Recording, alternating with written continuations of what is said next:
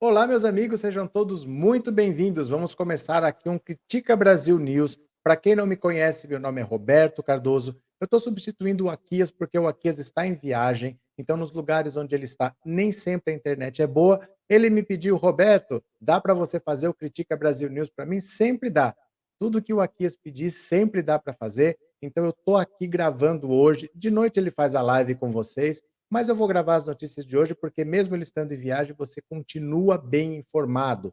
Vamos ao que aconteceu de mais interessante, porque desde que o Lula recuperou seus direitos políticos, ele não para de crescer. Ao contrário, Bolsonaro não para de cair na aprovação. É isso que você vai ver agora. Acompanhe aqui comigo rapidinho. Bora! Veja, Lula lidera pesquisas, é presidencial e o único que vence Bolsonaro. Os números não importam tanto. O que mais importa é a tendência dos números, porque olha só, o Lula hoje teria num eventual segundo turno 40% contra 38 de Bolsonaro. Guarda esse número que eu já vou te explicar. E os demais candidatos, todos perderiam para Bolsonaro. Pode ser contra Dória, pode ser com Luciano Huck, pode ser contra Ciro Gomes. Ciro Gomes, que sempre disse que era o candidato que tinha menor rejeição, que o PT perderia e ele era o único que poderia vencer Bolsonaro, nós estamos vendo na prática que não. Bolsonaro ganha de todo mundo menos de Lula, e Lula já estaria no segundo turno. Você pode pensar assim, mas 40 a 38 não é uma diferença muito pequena, não era para ser mais? Pesquisa, como é para o ano que vem a eleição, nunca importa o número, o que importa mais é a tendência. Quando o Lula estava sem os direitos políticos, ou ele nem aparecia a pesquisa, colocavam às vezes o Haddad no lugar dele, ou então colocavam, mas assim, o povo não achava que o Lula era candidato, porque o próprio Lula não falava que podia ser, porque ele não tinha direitos políticos.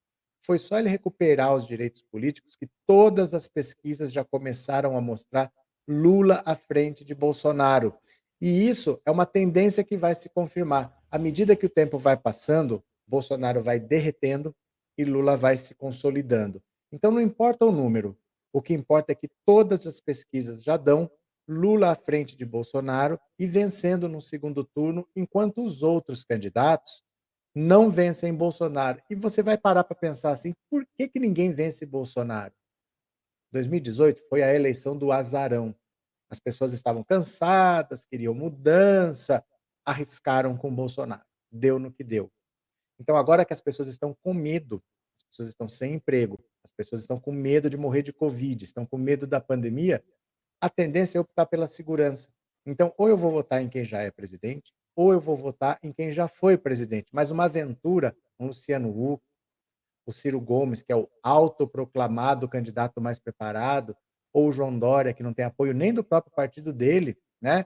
Ninguém vai querer arriscar nesse momento. Esse momento as pessoas estão querendo salvar a própria vida, estão querendo colocar prato de comida na mesa, porque a situação está pegando. Então, essa eleição de 2022 não deve ser uma eleição para um oportunista que apareça do nada. Essa chance foi em 2018. Agora as pessoas devem optar pela segurança. Então, Bolsonaro, como é o presidente, tem gente que ainda acredita. Mas Lula, como já foi presidente, tem a preferência da maioria. Então não deve ser uma eleição para um azarão, para alguém que apareça do nada. E aí, continue confrontando os números que você vai ver um detalhe mais interessante ainda. Olha aqui, olha. Desaprovação do governo Bolsonaro pula de 37 para 54% desde o início do ano. Veja, de 37 para 54 são 17 pontos percentuais, e isso é uma coisa que eu falo desde o ano passado. Antes disso acontecer, quando o Bolsonaro estava ganhando popularidade, as pessoas desesperadas, ah, mas não vai tirar o Bolsonaro nunca de lá, ele tem cada vez mais apoio. Eu tentava explicar para as pessoas, olha, Bolsonaro está se beneficiando do auxílio emergencial, e o auxílio emergencial não é para frente. Quando chegar dezembro, o auxílio acaba, as pessoas que perderam o emprego já não têm mais seguro-desemprego, não têm o auxílio emergencial e não têm a chance de achar emprego, porque não acabou a pandemia. As empresas não estão contratando. Então, essa euforia em dezembro acaba. E Bolsonaro não teve habilidade para prorrogar o auxílio emergencial ou para ver como ele atenderia as pessoas. O auxílio talvez comece a ser pago em maio. Algumas pessoas estão recebendo agora, mas poucas. A maioria vai receber em maio, quer dizer, janeiro, fevereiro, março e abril sem dinheiro. Então, nessa situação, é claro que a popularidade dele ia derreter por causa do fim do auxílio emergencial. A popularidade de Bolsonaro era artificial. Agora está mais do que provado. Eu falo isso desde o ano passado, mas hoje está claro para todo mundo que aquela popularidade foi bancada pelo auxílio emergencial. Some-se a isso não só o auxílio, mas o desastre que é a administração da pandemia. O descaso de Bolsonaro com o sofrimento alheio. As frases do tipo: "Pra que tanto mimimi? Vai chorar até quando? Usa máscara é coisa de viadinho, quem fica em casa é frouxo". Quando ele se desfaz, quem é aqui que não conhece alguém que morreu de covid? Quem é aqui que não tem alguém na família que morreu de covid? Quem é que não está com medo de ser o próximo? Porque o raio está caindo cada vez mais perto.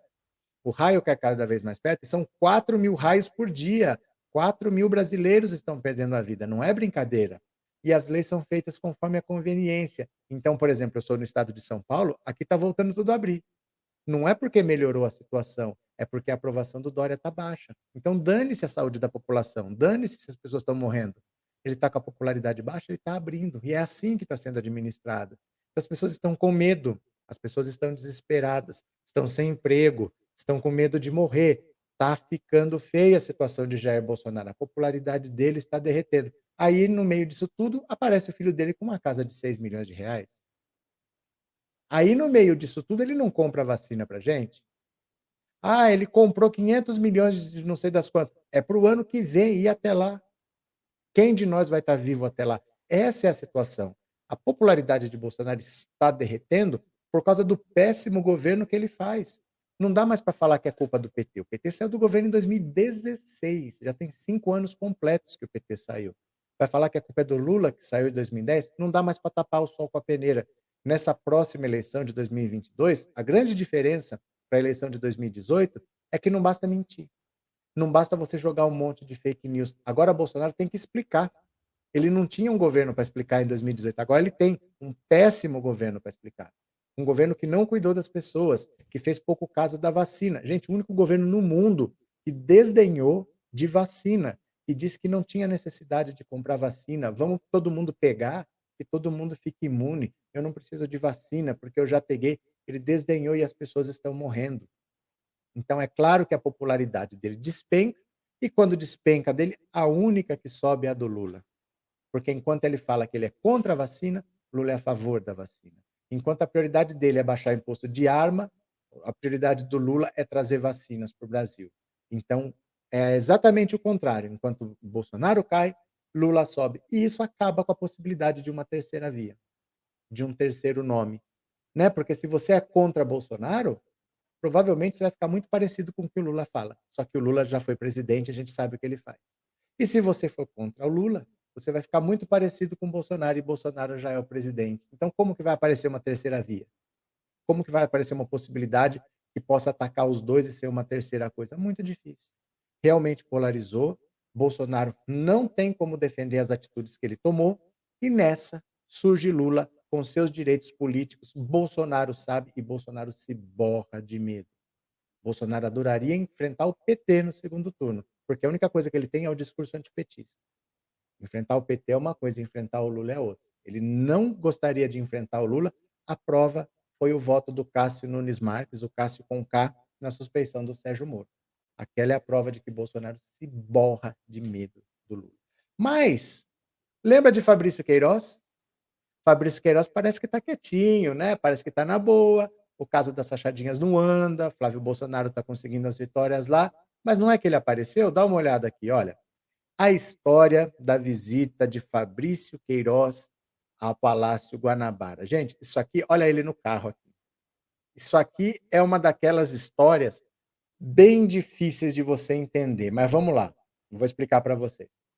Queiroz tem uma filha, chama Evelyn, Evelyn Queiroz. Essa filha dele trabalhou no gabinete de Jair Bolsonaro, de Jair, em Brasília.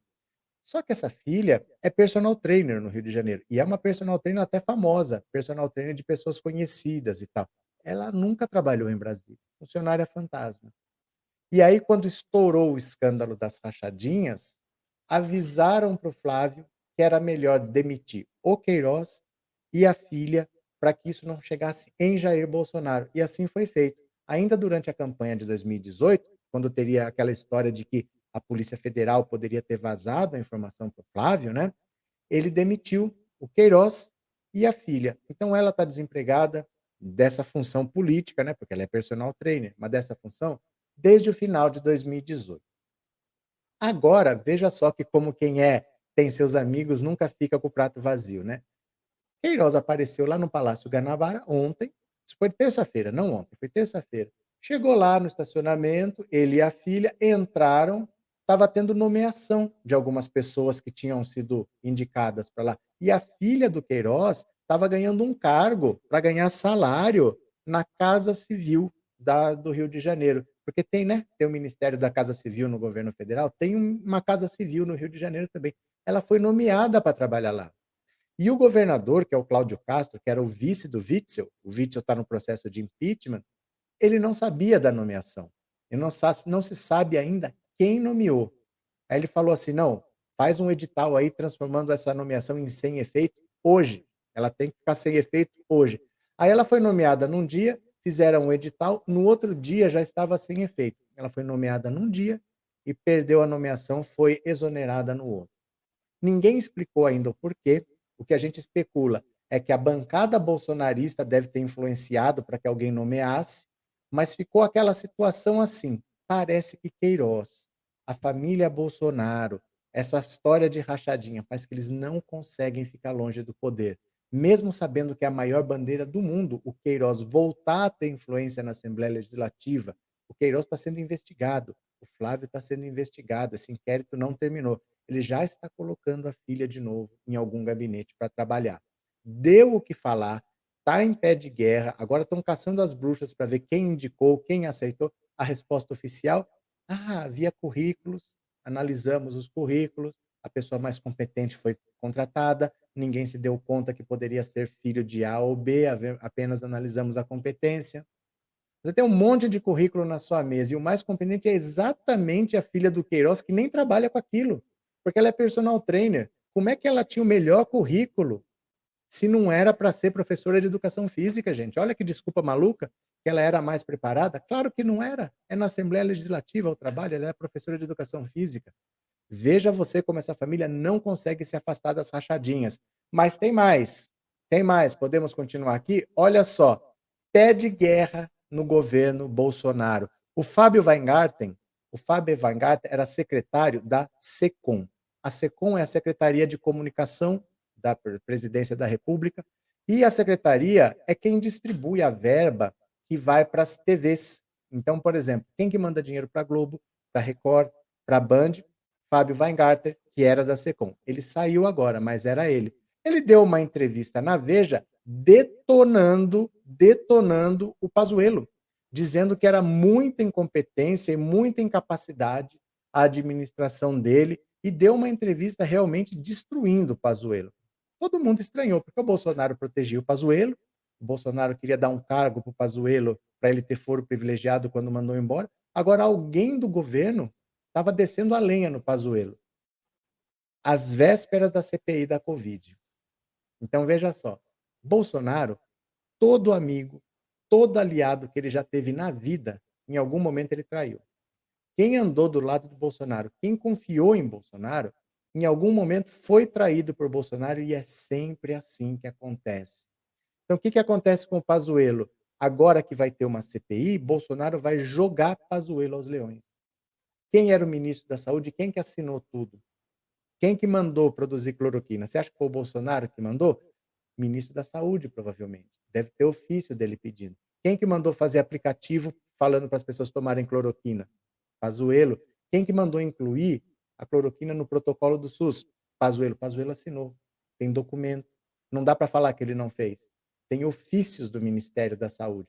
Por isso o Mandetta saiu. O Mandetta saiu porque ele é médico, ele sabe que a consequência dele assinar aquilo. Por isso o Nelson Teich saiu. Nelson Teich é médico, sabe as consequências daquilo ali. Pazuello militar.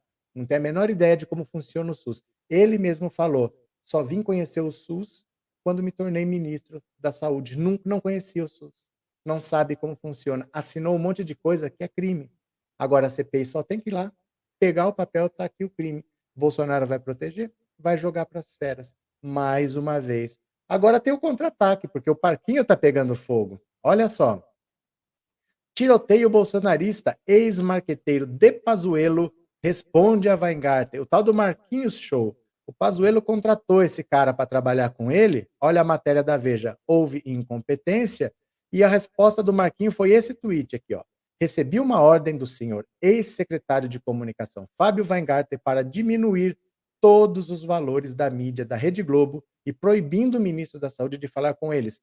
Claro que não fiz o que ele pediu, não aceitaria uma ordem desqualificada e inútil. Fiz tudo ao contrário. Então agora, o Marquinhos Show, que era o marqueteiro que trabalhava com o Pazuello, por que o Pazuello tinha um marqueteiro? Porque o Ministério da Saúde tinha que fazer suas campanhas informativas, contrataram uma pessoa para isso, para fazer as campanhas de divulgação do Ministério da Saúde. Fábio Weingarten atacou o Pazuello, Pazuello agora na figura do Marquinhos, atacou o Fábio Weingarten, dizendo que ele pediu para reduzir verba da Globo e proibiu o Pazuello de falar com a Globo e que ele não fez, ou seja, o incompetente é você, não o Pazuello. Pega fogo, Parquinho, pega fogo. Gente, esse pessoal está se matando. Essa CPI está deixando todo mundo realmente com medo. Eles estão preocupados, eles estão desesperados. E agora vamos atirar para todo lado. É um tiroteio no escuro, é cego, eles estão se matando. Eu acho é pouco. A última que eu quero mostrar para vocês, essa é daquelas assim, sabe quando você tem um ato falho? Você sabe que uma coisa não está certa, mas sem querer escapa? Foi um ato falho. Na Globo News, eles estavam comentando sobre a decisão que confirmou que o Sérgio Moro foi um juiz suspeito, que ele é um juiz ladrão, entre aspas, confirmou as condenações, devolveu os direitos políticos para o Lula, não tem mais volta, não precisa ter medo, não tem mais o que fazer, não tem manobra, não tem mais volta, essa decisão é definitiva.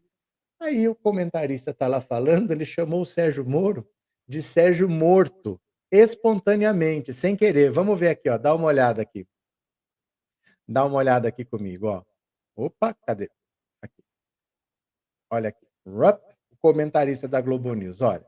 Sérgio Moro, eu queria chegar à candidatura. Agora, e para essa discussão de uma pré-candidatura ou uma candidatura do ex-ministro Sérgio Morto? Sérgio Moro, eu queria chegar Ai, meu Deus do céu. Ele chamou o Sérgio Moro de Sérgio Morto sem querer. Ele sem querer falou, trocou o nome, mas assim, o Sérgio Moro realmente, a partir de agora ele está morto, né?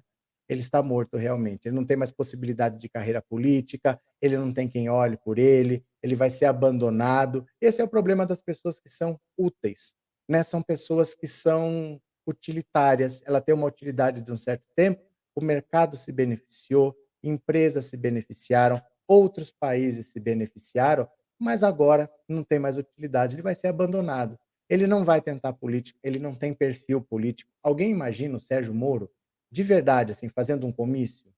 Alguém imagina o Sérgio Moro em cima, né, falando com as pessoas? Ele não tem esse perfil. E fora isso, agora ele não tem nem emprego mais. Ele estava trabalhando numa empresa que estava administrando a massa falida da Odebrecht, que ele ajudou a quebrar, já foi rebaixado. Ele era uma espécie de sócio, agora ele virou um consultor, ele perdeu a relevância, ele perdeu a utilidade. Sérgio Moro serviu aos outros e agora ele foi abandonado. A vida é assim, gente, quando você só vale pelo que você se submete a fazer, pelo que você se sujeita por ser capacho, passou aquela utilidade, você não serve para mais nada. Então vamos dar mais uma olhadinha? Dá mais uma olhadinha aqui, ó. O Sérgio Moro, Sérgio Morto.